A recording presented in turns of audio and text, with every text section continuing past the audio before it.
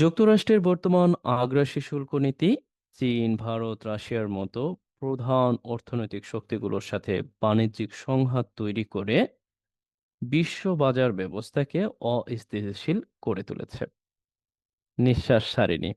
এই জাতীয় বাক্যগুলো যখন আমরা লিখতে যাই কিছুটা সমস্যার সম্মুখীন হয়ে পড়ি।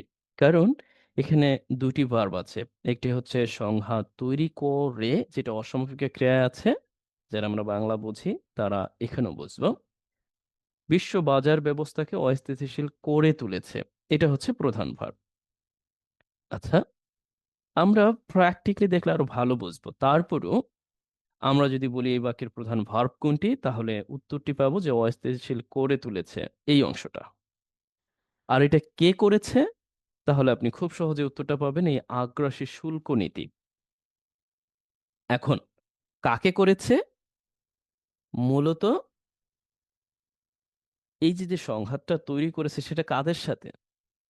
প্রধান অর্থনৈতিক শক্তিগুলোর সাথে, যার মধ্যে রয়েছে চীন, ভারত, রাশিয়া। হয়ে গেল আমাদের বাক্য। বাট এভাবে বললে কি হবে? লিখতে হবে। আমি আমি আশা করি এটা আমি না লিখে দিলেও আপনি পারবেন, যেহেতু এই পর্যন্ত আমরা চলে এসেছি দীর্ঘ পথ। আচ্ছা, তারপরও আমরা আমাদের একাডেমিক পারপাসের অংশ হিসেবে লিখে দেওয়ার চেষ্টা করছিও বটে। যুক্তরাষ্ট্রের বর্তমান আগ্রাসী নীতি, এই অংশটাই মূলত সাবজেক্টের মতো করে এখানে কাজ করছে। First of all we can write here current আগ্রাসী নীতি।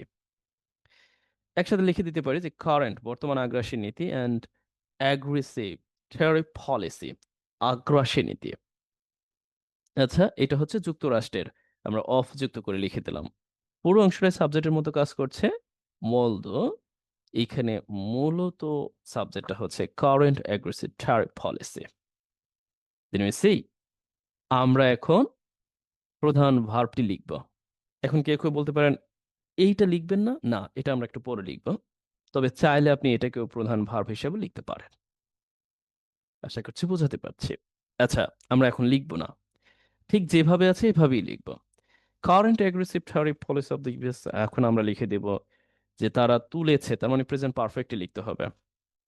হ্যাজ, অস্থিতিশীল করা মানে হচ্ছে ডিস্টেবলাইজড।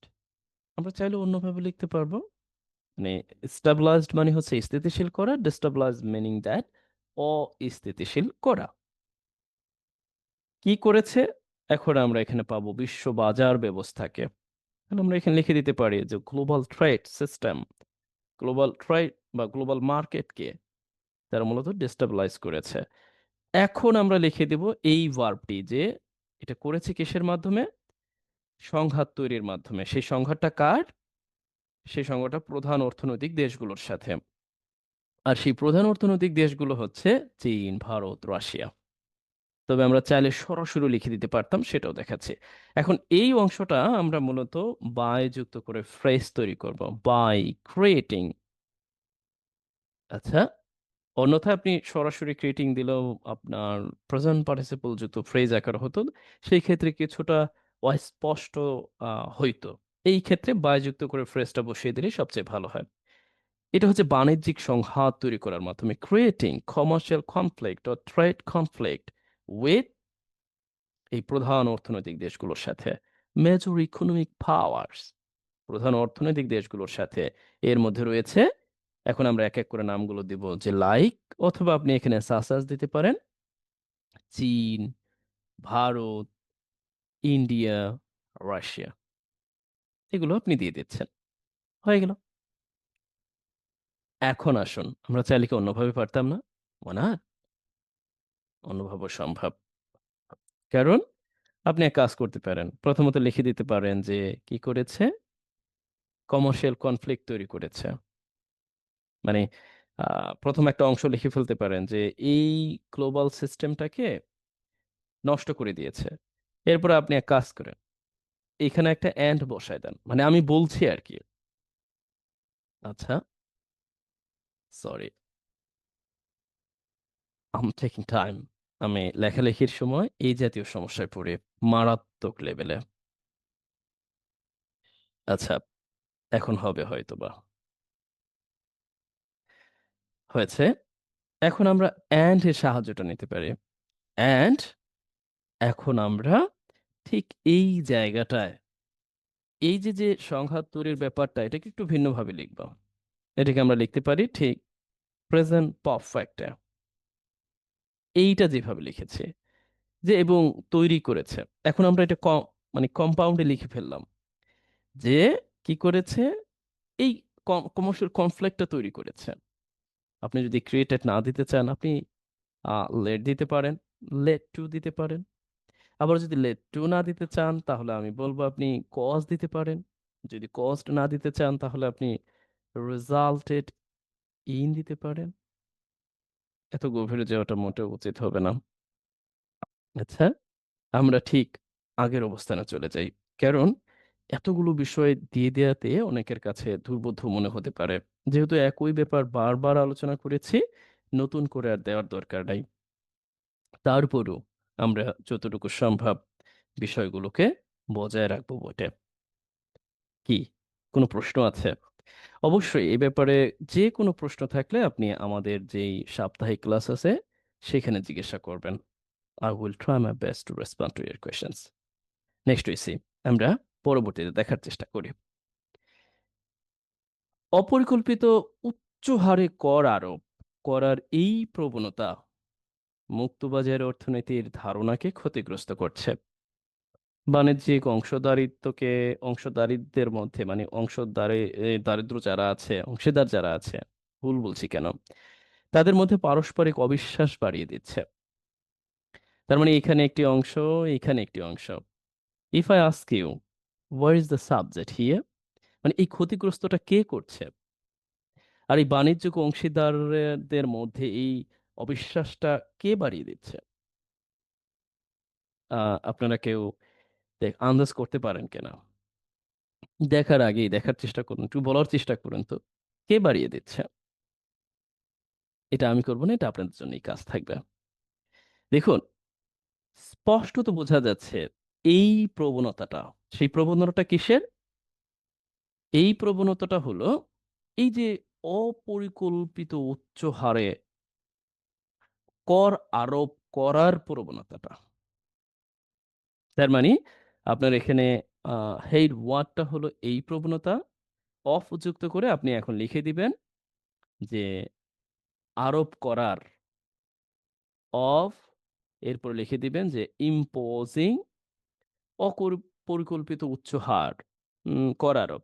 তাহলে ইম্পোজিং, এরপরে আনপ্লান্ড, অপরিকল্পিত, এরপরে কি হাই ইনডিউসড বা হাই রেটেড ট্যাক্স সাবজেক্টের মতো অবস্থান করলো। এরপরে ক্ষতিগ্রস্ত করছে, আপনি প্রেজেন্ট কন্টিনিউয়াসলি লিখবেন কাকে ক্ষতিগ্রস্ত করছে? অর্থনীতিকে ক্ষতিগ্রস্ত করছে এবং বাণিজ্যিক অংশীদারদের মধ্যে অবিশ্বাস বাড়িয়ে দিচ্ছে। কি বাড়িয়ে দিচ্ছে? অবিশ্বাস বাড়িয়ে দিচ্ছে। Increasing, you can you see it? আমি তো সাবজেক্টটা লিখেই দিয়েছি, পুরোটা লিখে দিব। আচ্ছা, আমি সাবজেক্টটা লিখেই দিই, এখানে পুরোটা আমি করে দিব না। Tendency of imposing plant high induce taxes, বাকি অংশ আপনি লিখবেন। শেষ পর্যন্ত এই ধরনের একতরফা বাণিজ্যিক সিদ্ধান্ত কেবল বৈশ্বিক সরবরাহ শৃঙ্খলাকেই বিপর্যস্ত করছে না, বরং একটি দীর্ঘমেয়াদী বৈশ্বিক অর্থনৈতিক মন্দার ঝুঁকি তৈরি করছে। লক্ষ্য করুন, এই জাতীয় বাক্যকে আমরা correlative conjunction not only but also এর সাহায্য করতে পারে। কারণ এখানে শুধু এইটাই করছে না, এটাও করছে। দুইটা কাজই যখন করে তখন আমরা এই জাতীয় কনজাংশনের সাহায্য নিতে পারি। অথবা চাইলে আপনি অন্যভাবে লিখতে পারেন যে বৈশ্বিক সরবরাহকে বিপর্যস্ত করছে এবং একই সাথে বৈশ্বিক অর্থনৈতিক মানে মন্দার ঝুঁকি তৈরি করছে। এভাবেও পারেন সিম্পলি। তবে আমরা কালারটিভ কনজাংশন দিয়ে দেখার চেষ্টা করব। শেষ পর্যন্ত আলটিমেটলি ওর এট লাস্ট এই ধরনের বাণিজ্যিক সিদ্ধান্ত এই ক্ষেত্রে আমরা ব্যবহার করতে পারি সাস। সাস ইউনিল্যাটারাল ট্রেড ডিসিশন, একসাথে পুরো অংশটা সাবজেক্টের মতো ব্যবহার হয়েছে, বাণিজ্যিক সিদ্ধান্ত। আহ, এখানে কন্টিনিউয়াস একটা সেন্স আছে যে বিপর্যস্ত করছে না। বিপর্যস্ত করা বলতে আমরা বলতে পারি বিঘ্ন ঘটানো। তার মানে আমরা বলতে পারি ডিসরাপ্টিং, যদি কন্টিনিউয়াস একটা সেন্স আছে, এই জন্য আমাদের অক্সিলারি ভার্ব হিসেবে আর আহ, ওই যে কালারেটিভ কনজাংশন অংশ হিসেবে আমরা নট অনলি ব্যবহার করব। নট অনলি ডিসরাপ্টিং কি বৈশ্বিক, এই কেবল বোঝাতে নট অনলি বৈশ্বিক সরবরাহ শৃঙ্খলা। এখন লিখে দিতে পারি যে গ্লোবাল সাপ্লাই চেন। দেখুন কিছু একাডেমিক টার্ম এগুলো আপনাকে জানতে হবে। দ্য গ্লোবাল সাপ্লাই চেন, বৈশ্বিক সরবরাহ শৃঙ্খলাকে বিপর্যস্ত করছে না, বরং বরং meaning that in English you can use here but also correlative conjunction একই সাথে। এখন আপনি এই বাট অলসো এর পরে ঠিক এই ভার্বটা যেভাবে লিখেছেন এই অংশের জন্য একই রকম ভার্ব আপনি লিখতে পারেন, ক্রিয়েটিং এবং তৈরি করছে হোয়াট অর্থনৈতিক, বৈশ্বিক অর্থনৈতিক মন্দা, risk of global long term global economic recession, দীর্ঘমেয়াদী বৈশ্বিক অর্থনৈতিক মন্দার ঝুঁকি। দ্য রিস্ক এই অংশটা লিখেছে এই জায়গায়, আর অফ যুক্ত করে বাকি অংশটা এখানে লিখেছে। এর মানে এর মানে হলো দেখুন একটি দীর্ঘমেয়াদী বৈশ্বিক অর্থনৈতিক মন্দার ঝুঁকি। ঝুঁকিটা কিসের? এই মন্দার। অফ যুক্ত করে পুরো অংশটা আমরা এখানে নাউন ফ্রেজ আকারে দিয়েছি, তার মাঝে আবার একটা কম্পাউন্ড অ্যাডজেক্টিভ তৈরি করেছি, আর পুরো অংশটা আমরা এখানে ফ্রেজ আকারে তৈরি করে দিয়েছি।